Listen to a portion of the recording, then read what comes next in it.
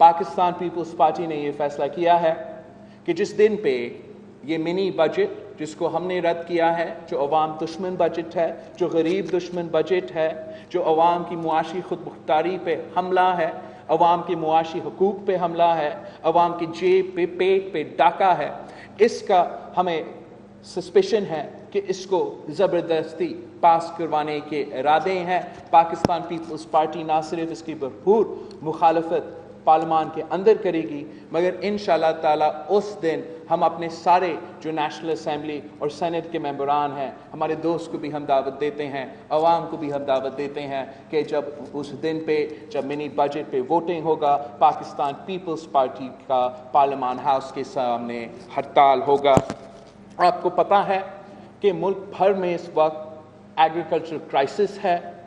हर season में किसान के लिए कोई नया मसला खड़ा कर दिया जाता है, और इस वक्त जो खाद का क्राइसिस है उससे हमारा पूरा का पूरा ज़राए निज़ाम को, ज़राए मईशत को नुकसान पहुँचाया जा रहा है।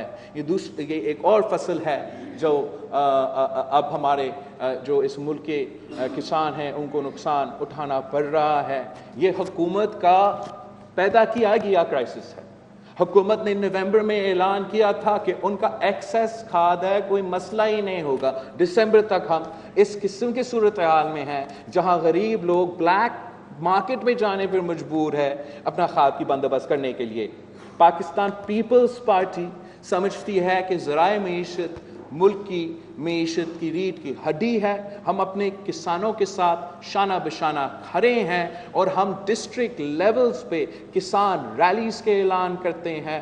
इंशाअल्लाह ताला डिविजनल लेवल पे हमारा ये हड़ताल के बाद जो है किसानों के एग्रीकल्चर क्राइसिस पे हमारा किसान रैलीज होंगे। और हम समझते हैं कि जो मुआशी हालात हैं, जो तारीख़ी महंगाई, गुर्बत और बेरोज़गारी हैं, जो लॉ एंड ऑर्डर का सिचुएशन पे की वजह से लोग परेशान हैं, जो बढ़ती हुई इंतहा पसंदी और दहशतगर्दी है, जिस तरीके से हमारे जमहूरी हकूक़ और इंसानी हकूक़ पे हमले हो रहे हैं, और जिस तरीके से इस नालायक नाअहल हुकूमत को हम पे मुसल्लत किया गया है, पाकिस्तान पीपल्स पार्टी समझती है कि हम एक दिन भी ज़्यादा इस मुश्किल में अपने अवाम को नहीं छोड़ सकते हैं। अपने कारकुन को, पाकिस्तान के अवाम को कोई मुतालबा है, उनका मुतालबा है कि हम इस हुकूमत से उनको निजात दें। उनका मुतालबा है कि साफ व शफाफ इंतखाबात जल्द से जल्द किया जाए। तो पाकिस्तान पीपल्स पार्टी अपनी मार्च जो है इस हुकूमत के ख़िलाफ़ कराची से लेके इस्लामाबाद तक इंशाअल्लाह ताला 27 फरवरी को मज़ार कायद से शुरू होगा, और हम इस्लामाबाद हर सूरत में, हर हालत में पहुँचेंगे और अपने मुतालबा पाकिस्तान के अवाम के दुनिया के सामने रखेंगे। इसका क्या इफेक्ट आएगा, और क्या मुस्तक़बिल में जो है वो अपने एतमाद जो स्पीकर साहब का रवैया है उस पर भी कोई बातचीत हुई है? बिल्कुल। मैं समझता हूँ कि जितने भी लोग इस हुकूमत के ख़िलाफ़ निकले उतना ही बेहतर है। पाकिस्तान के अवाम इतना ही मुश्किल में है, तारीख़ी मुश्किल में है। पाकिस्तान की तारीख़ में ये मुआशी सूरत हाल नहीं देखने पड़ रहे हैं, तो बहुत अच्छा है कि हम सब इस हुकूमत के ख़िलाफ़ निकले। PDM ने हमसे मुशावरत नहीं की। PDM ने अपना मार्च का ऐलान करने से पहले पाकिस्तान पीपल्स पार्टी को इंगेज नहीं किया। ये इनका हक़ है कि वो अपना एहतजाज प्लान करे, वो अपना मार्च प्लान करे और अपना डेट सेट करे और अपना तरीका अपनाए। पाकिस्तान पीपल्स पार्टी का मेरे ऊपर जो प्रेशर है कि मेरे कारकुन एक दिन तक इंतज़ार नहीं करना चाहते हैं।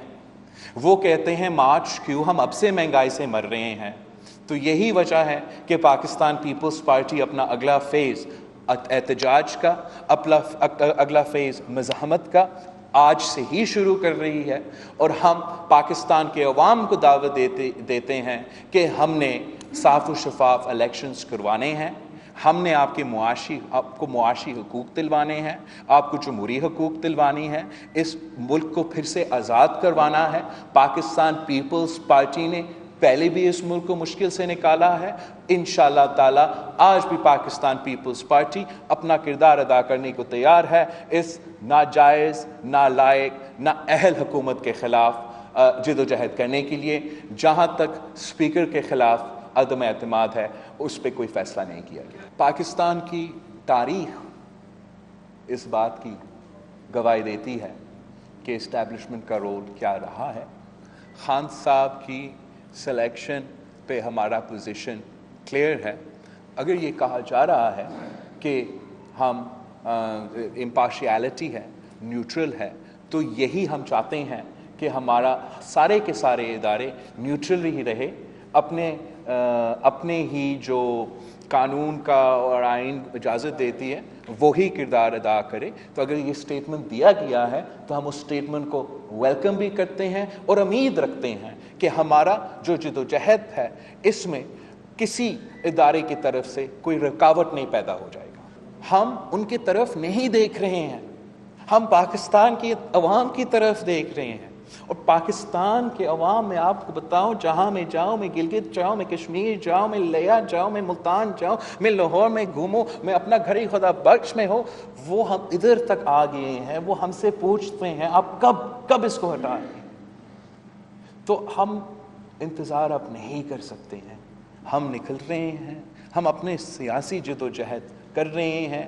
جمہوری سیاسی ہمارا طریقہ کار ہے اور ہم عوام کی طرف دیکھ رہے ہیں، ہم کہیں اور نہیں دیکھ رہے ہیں. جو لوگ سینیٹل الیکشنز کا حصہ نہیں لینا چاہ رہے تھے، ہم نے نہ صرف حصہ لیا، ہم نے نہ صرف جیتا، مگر عمران کے گھر میں گھس کے اس کو مارا اور نیشنل اسمبلی جو اس کا الیکٹریٹ ہے وہاں سے اس کو ہروایا. اب یہ استعفیٰ نہ استعفیٰ والا چکر میں کچھ دوری ہوا ہے. میں سمجھتا ہوں کہ پارلیمان میں ہمارا بہت اچھا ورکنگ ریلیشن شپ ہے. انہوں نے اپنے فیصلے خود کیے، اس وقت ہم سے انپٹ نہیں لیا گیا، تو ہمارا بھی حق ہے کہ ہم اپنے فیصلے لیں، ہم اپنا کام کریں. اور میں آپ کا سوال کے جواب میں یہ کہنا چاہ رہا ہوں کہ میں سمجھتا ہوں کہ جتنے بھی قوتیں اس حکومت کے خلاف نکلے، جب بھی نکلے، جیسے بھی نکلے، اتنا ہی بہتر ہے. میں نے ابھی آپ کا پہلا سوال کا جواب میں کہا کہ ہم کہیں اور نہیں دیکھ رہے ہیں، نہ کسی گرین سگنل کا ہم انتظار میں ہیں. میں نے گری خدا بخش میں اعلان کیا تھا کہ نہ ہم انٹرسٹڈ ہے، اور اگر ہم ڈیل کی سیاست کرتے تو ہمارا شہیدوں کا قبرستان نہیں ہوتا. ہم ادارے کی طرف نہیں دیکھ رہے ہیں. ادارے میں جو اپوائنٹمنٹس ہوتے ہیں وہ حکومت وقت کا وزیر اعظم کے اختیار اور قانون کے مطابق ہوتے ہیں. ہم عوام کو اس معاشی بحران سے نجات دلانا چاہتے ہیں، جمہوری بحران سے نجات دلانا چاہتے ہیں، عمران خان کا عذاب سے نجات دلانا چاہتے ہیں. اور انشاءاللہ تعالی ہمارا جو جدوجہد اس پہ جاری تھا اب وہ الگ مرحلہ میں انٹر ہو رہا ہے، اور انشاءاللہ تعالی اس مرحلہ میں ہمیں کامیابی ملے گا. I think it's very important to clarify کہ جو دن بجٹ پیش ہوتا ہے اس پہ تو ووٹنگ نہیں ہوتا، اس دن پہ ووٹنگ نہیں ہوتا. جس دن پہ بجٹ کا ووٹنگ ہوگا، نہ صرف میں مگر انشاءاللہ تعالی میرا پورا جماعت موجود ہوگا. شہباز شریف صاحب اگر کسی ووٹ پہ موجود نہیں تھا، اس کے ایک نزدیکی فوتگی ہوا تھا تو اس لیے وہ خود نہیں آ سکا. جو ممبرز نہیں تھے وہ ملک کے سامنے ممبرز نہیں تھے. لیکن آپ ذرائع کے علاوہ کیوں کہتے ہو؟ میرا جو زیادہ تر انکم ہے وہ زراعت سے آتا ہے. بالکل ہم سے بہت ہی کم امیر ہے. Okay, so thank you so much. آپ کا سوال کا بہت شکریہ. جب یہ غلط رپورٹنگ کیا جا رہا تھا کچھ چینلز پہ جان بوجھ کے، جو صرف جانتے ہوئے کہ ہم زمیندار ہیں، جانتے ہوئے کہ ہمارا نانا کے وقت سے ہمیں پھر میرے والدہ کو اور میرے والدہ کی شہادت کے بعد ہمیں زمینداری کرتے ہیں، جانتے ہوئے کہ ہمارا ایگریکلچر ٹیکس کا جو ہم پے کرتے ہیں وہ ہمارا انکم ٹیکس سے زیادہ ہے. وہ ایگریکلچر ٹیکس چھپا کے صرف انکم ٹیکس دکھا رہے تھے. تو یہی وجہ تھا کہ ہم نے پورا کا پورا 5 سال کا انکم ٹیکس اور ایگریکلچر ٹیکس ریلیز کیا تھا. میں آپ کو اپنا میڈیا سیل کی جو ریلیزز ہے اس کی طرف آپ کا توجہ دلوانا چاہوں گا. شاید اگر آپ وہ پڑھتے وہ یہ سوال مجھ سے نہیں کیا جاتا. آپ پورا پاکستان میں جتنا بھی آپ کمائی کرتے ہو اب وہ کم چلتا ہے. خان صاحب اس ملک کا واحد آدمی ہے ہمارا وزیر اعظم جو غریب نہیں امیر ہوا ہے, جو خود کہتا تھا میرے پاس کچھ نہیں ہے, میں اپنے کرکٹ کے کھلونے بیچ کر گزارا کر رہا ہوں. پتہ نہیں وزیر اعظم بن کے کون سے بزنس ہے, ایسے کیسے کمال ہے, ایسے کیسے جادو کا چری ہے کہ 58 ٹائمز مطلب 5800% کا اضافہ خان صاحب کے انکم میں ہوا ہے. خان صاحب خود امیر ہو چکا ہے اور ملک غریب ہو چکا ہے. اس پہ میرا خیال میں ہمیں پاکستان کے عوام کو بتانا پڑے گا. ان کا پروپیگنڈا اتنا تیز ہے, اتنا مضبوط ہے, وہ ہر چیز کو چھپانے کی کوشش کرتے ہیں. مگر اس پہ سوال بنتا ہے کہ خان صاحب حساب دے. آپ وزیر اعظم بننے سے پہلے اتنا آپ کا آمدن نہیں تھا, اتنا آپ کا کمائی نہیں تھا. وزیر اعظم بننے کے بعد 5800% اضافہ کیسے ہوا؟ یہ میں سمجھتا ہوں نہ صرف میرا سوال ہے, پاکستان کے عوام کا سوال ہے.